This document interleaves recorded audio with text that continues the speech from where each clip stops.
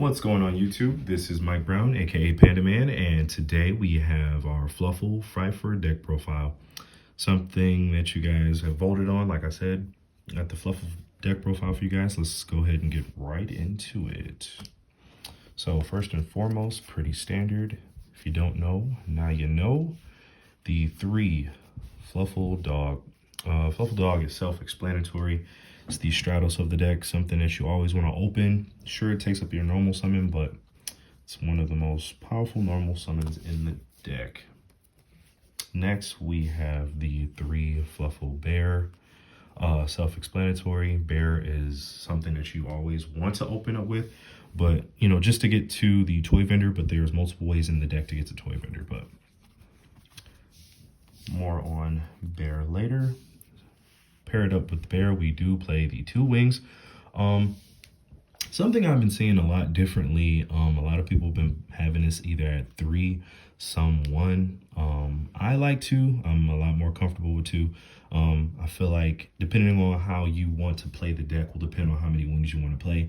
I only go to 2 because the way I play the deck, I want to kill you as fast as possible. I feel like if you get to that second wings, you are pretty much almost running out of fumes when playing back and forth with your opponent. But I feel like depending on what your opening hand is, either you got it or you don't. Another 2 of we do play is the 2 Penguin. A lot of people max out on this card.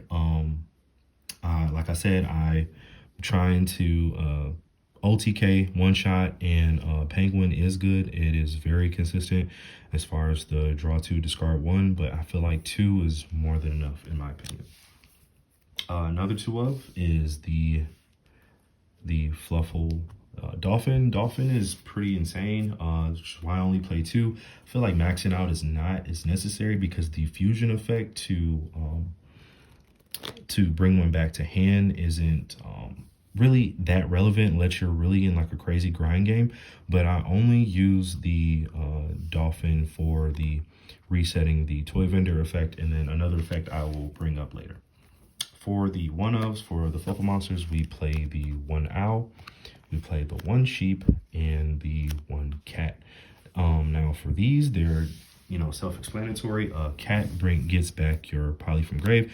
Your sheep is just your extra extender, and then owl is a little bit flexible from time to time depending on what you got going on, but it's there for the fusion for 500.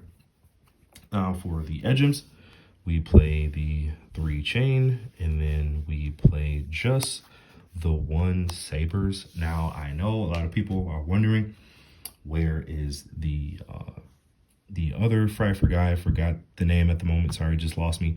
But when it first came out, I didn't really do a lot of testing with it. To quick effect to fusioning your opponent's turn, it was pretty good at the moment, but I believe back then was the format when call by was at 2, I believe. So it really wasn't that effective. But I feel like this card was better that we're about to get into right now.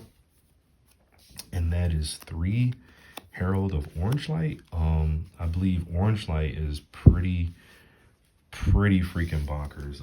If you don't know, all your Fluffals are fairies, and you can send them to grave, which you want them to be engraved, depending on which fairies you do discard off of Herald of the Orange Light. So we can now have a inside negate for Nib and any other type of negate that hinders the deck. So Shifter, Droll, and Nibiru, which are, my opinion, are like the 3 top hand traps that you don't want to see when going against this deck.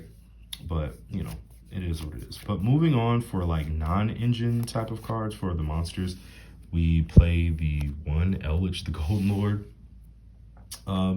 Obviously, if you don't know by now, Lord has the effect to send himself and another spell and or trap from hand to send a card on the field to the graveyard, and then you can send one of your spell or traps that are in your spell and trap zone when he's in grave, add him, and then special summon a zombie from hand. So you can send him with the toy vendor, send a card, and then you can send one of your set toy vendors that's on the field to special summon him back from the graveyard and get your search off any of your toy vendors to get a Fluffal or Edge of Sambers. For the spells, obviously max out as 3 of is Toy Vendor, because Toy Vendor is not once per turn. Toy Vendor is just really crazy. Toy Vendor, for those who don't know, once per turn you can discard a card and draw a card, and then you show it. And then if it's a Fluffal monster, you can special summon one monster from your hand. Catch that you don't have to special summon the monster that you revealed off of Toy Vendor. You can special summon any monster from your hand. But if it's not a Fluffal that was revealed, you have to send it to grave. So even if for some reason you mill the Lord and send the Toy Vendor and go off from there. But the secondary effect is if it's sent to grave, you can search any Fluffal or Edge of Sampers from your deck to your hand. Pretty crazy combos with this card because it's not once per turn. Another max out, we play the 3 Fluffal Patchwork, add 1 Edge monster and 1 Polymerization from your deck to hand, and you can only use it once per turn. Now, if this card was not once per turn, that would just be, let's not even get into that. Let's just move on. The 3 Polymerization, self-explanatory, need 3 poly. And for the 1-ofs, we play the 1 Fluffal Fusion and the 1 Fluffal Repair. For those who already know, the Fluffal Fusion is just standard. Never seen anyone play more than 1. And then the Repair, for those who don't know, is for the Whale, which we were getting to soon. For non-engine spells, we play 2 Foolish Burial Goods just to get the Toy Vendor in grave, just in case you don't open it, whatever, you still get a search for your Fluffal and or Edge of Sabers. And yeah, I only play 2. I see a lot of people play 3, but like I said, I'm more comfortable with 2. Never brick on them. Also, for more non-engine spells, we play 3 Forbidden Droplet. I feel like Droplet is it's good. It's back in rotation. After a Kashtira hit for a Rise Heart, it was a problem for a lot of cards being able to go to grave. This deck specifically, this was always a deck I always wanted to just pick up and just play, but Shifter, Droll, Nib, and then a Rise Heart, it's kind of tough, but Droplet is pretty good. You have all 3 targets in your deck, so you don't have to worry about people responding because you got your spells. You have your monsters, and then you do have traps, which we're going to get into in a second. And then the last spell we play is the Call By. The only traps we do play is the 1 Conquistador and the 1 Elixir for the Golden Lord. I was testing Imperm, but Imperm wasn't really that effective. Like I said, you always want to go second, and then if you draw multiple, it's always a problem, which is why I feel Orange Light was just more effective. Because yeah, it negated the monster effect, it destroyed the monster, got it off field, and then you sent one of your Fluffals from your hand to graveyard, which you wanted them to be. So like I said, the Elixir in the Conquistador was just good, just because it's for the Golden Lord. You can mill it off of your Toy Vendor, you can send it from your Golden Lord, and you can send it off of Droplet. So all those trap players can't respond with their trap cards. On to the extra deck. Oh, by the way, that was 42 cards. But for the extra deck, we play the 2 Whale. Whale is pretty good. For those who don't know, if it's Fusion Summon, you can destroy 1 card on both players' fields. Once per turn, quick effect, you can target 1 Fusion monster you control. You can send a Fluffal card from your deck or extra deck to the graveyard, except himself. And then if you do, the targeted monster gains attack equal to half the original attack into the end of turn. Whale is always something that gave that extra push. You always use it to pop your Toy Vendor that was on the field to get rid of another problematic card on your opponent's side of the field. Still be able to get a search combo off.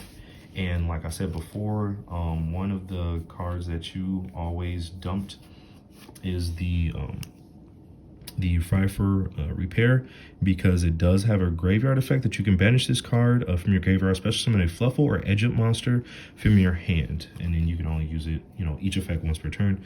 But like I said, you always send the Repair, or you send maybe another copy of the Fluffal monsters that we have in the extra deck. So for those, we play 2 Kraken.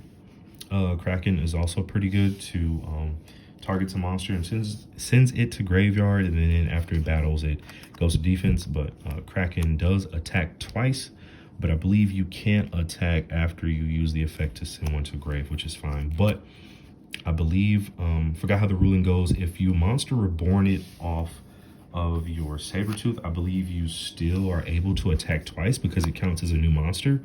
So you would summon Kraken, you would fusion, you would use the effect to send, and then you will, fuse it off, make your Sabretooth, and be able to reborn the Sabretooth and attack twice.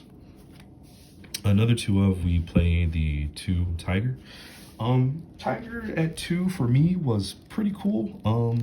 Normally if you summon the second one, like I said, it's because it's a crazy grind game, but normally after you summon and resolve the 1 properly, you pretty much are in a you're in a good little standoff there. You pretty much have game depending on what's going on, depending on the matchup. So yeah, I feel a lot more comfortable with 2. And then for the 1-ums, we play the 1 Wolf and the 1 Sabretooth. Sabretooth, self-explanatory, same as Wolf. Wolf is just bonkers if you have the Fluffal Fusion, because it can attack equal to the number of monsters you use for its fusion summon. And then, the Fluffal Fusion, you can banish any amount of monsters from the grave to fusion summon any Fluffal Fusion monster. So if you have 12 materials to summon your wolf is going to be attacking 12 times. And then before I forget the combo with these 2, because Fluffal Tiger gives all Fluffal fusion monsters 300 attack for each fusion monster you control. So it's pretty good also. On to the non-fusion guys. For the Link monsters, we'll start off with the, we play the 1 Phoenix. Self-explanatory, we play the 1 Cross Sheep. Cross Sheep is actually bonkers because we only use the 1 effect to special summon a monster from grave. That combos off more for us in order to get into more plays. For example, your Unicorn, or you can go into Appaloosa, depending on if you're going first. Setting up boards, we'll talk about that later. And then, the 1 Boral Sword. I was playing Access Code at the time, and as far as testing goes, I believe Boral Sword was pretty much better because you already had so much removal with your Kraken, your Tiger, and also your Cruel Whale, which got a lot of stuff off board. So you pretty much cleared your opponent's board by that time. And bringing out Boral Sword was just a lot more damage. Just summoning Boral Sword, and then you have your Tiger to attack 12 times and then still be able to get in there, just to clear the board and get in for more damage. And then for the last 2 cards, we have the 1 Totally Awesome. And I could not find my Bahamut Shark. I looked at my bulk pretty much for the past 2 weeks and couldn't find it. But, you summon your Bahamut Shark off of the Penguin's effect. For those who don't know, Penguin gives you a special summon, I believe, or an additional normal for any of your Fluffal monsters. So what you do is you would normal the Penguin, and you will get out the Dolphin, and then the Dolphin will reset the Toy Vendor, and you will overlay for the Bahamut Shark. Bahamut Shark, bring out the Toad, and then it's just another form of negation, dealing with Nibiru, Droll, etc., when pushing for a game. Now, moving on, I don't really have a side deck, but I do have tech options that I wanted to show you guys, which is really why I wanted to talk about this deck, because I do want to play it in the future. I just have a few ideas and, tech options for you guys, basically, for those who want to play the deck, those who are theory crafting. Shout out to my Fluffal buddy. We've been talking about this deck for quite some time, and I told him about the deck profile, so pretty sure he's going to be in the comments all day today. So one tech option that I thought was pretty cool was the Fenrir. Fenrir is self-explanatory. I believe it's a good card going first and or second, whether it's in your main or your side. Those who don't know, special summons, if you control no monsters, you can add any cast hero, so you can add himself. And then when he attacks, or if your opponent activates a monster effect, you can banish a face-up card face down. So something that was pretty good to push for damage here. 1-for-1, plenty, self-explanatory. Send any monster, special summon wings, link off, make Link Karibo combo from there. Or something that I thought was pretty cool was the Illusion of Chaos and the 1 Magician Souls. because, you know, the next package I have was also something that comes with this, but you can also, for souls, you can send the 2 toy vendor, you know, and from field and or hand, draw 2 cards, and then toy vendor draw, get your searches off for your Fluffals. That was something that I thought was pretty smooth. And then obviously the Brave package. The Brave package was something that I thought that would be pretty interesting, just because it's something that can, you know, go off in the graveyard, and or, you know, depending on what you open up with, you can send it, you know, with the Magician Souls, send a toy vendor, send a Draco back or a Faithful Adventure to draw some cards, or if you droplet, you know, send a Draco back, send a Enchantress to get more advantage, and then you can use the Griffin Rider for another negate to sit there and wait for the Droll, wait for the Shifter and or the Nibiru, and just go off to the races. But for some other side deck options I have available for you guys is going second, obviously, your Kaijus. I always play 3 big guys and 3 little guys. That's just self-explanatory. When going second and breaking boards, that's like the #1 weakness, in my opinion, of this deck, is just mostly, if I could rank it, it would first be going first. I feel like the deck has a hard time going first, which is why there are so many options that we can play when setting up boards, setting up negates, in order to survive a turn, whether we can do a crackback and OTK our opponent.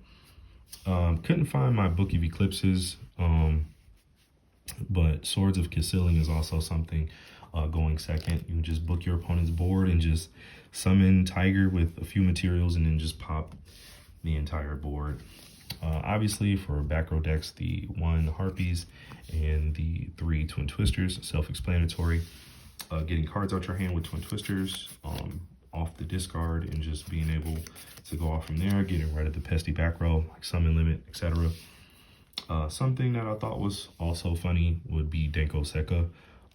I know that we would want our normal summon to be for dog, but I think Denko Sekka is also pretty strong depending on what our hand is. If we have Denko plus any way to fusion summon and get damage on board, I think back row decks just don't stand a chance when Denko hits field. And then for the 1-ofs, the Pranker Tops. And also, like I said, if you want to move forward with the Brave package, the Illegal Knight is also something that's pretty cool.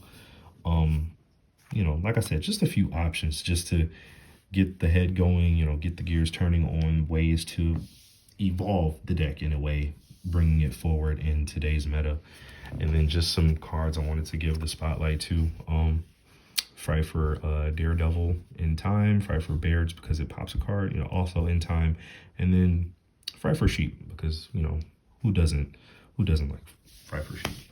But yeah, that's about it for the deck profile, guys. I appreciate it. Like I said, please do comment down below on other ways you think the deck can evolve. Like I said, there's so many ways and so many interesting things you can do with the deck.